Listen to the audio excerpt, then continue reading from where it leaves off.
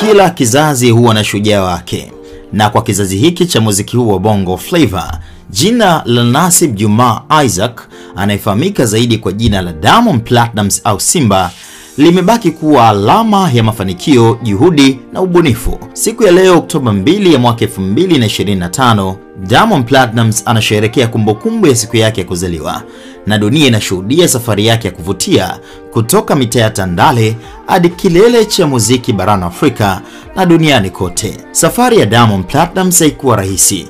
Alianza muziki akiwa hana mtaji kabisa, akipambana kurekodi nyimbo zake kwa changamoto kubwa, lakini wimbo Akamwambie mwaka 2009 ndio uliomfungulia milango, and the rest is history.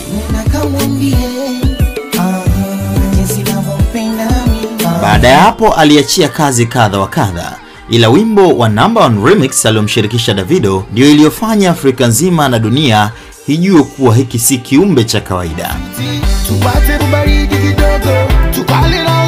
Diamond Platnumz hakuwahi kusimama.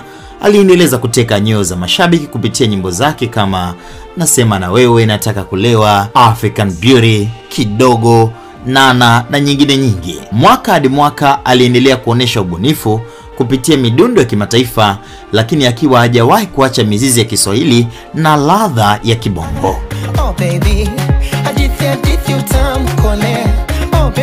ni ngumu kutaja historia ya muziki wa Afrika Mashariki bila kugusia nyimbo zake zilizotikisa anga la kimataifa kama Jeje, Mario, Komasava, Haleluya, Inama na nyingine nyingi. Hizi si nyimbo tu, bali ni alama ya kuvuka mipaka na kuunganisha bara la Afrika kupitia muziki. Mbali na muziki, Diamond Platnumz alianzisha record label ya WCB Wasafi, ambayo imezalisha nyota wakubwa kama Harmonize, Rayvanny, Mbosso, Zuchu na wengineo. Kupitia lebo hii amedhihirisha si tu kama msanii, bali pia kama kiongozi na daraja la wasanii chipkizi kupenya katika anga la kimataifa. Kwa sasa Diamond Platnumz anatambulika kama msanii mwenye mafanikio makubwa zaidi kuwahi kutokea Afrika ya Mashariki. Ana mamilioni ya mashabiki duniani kote.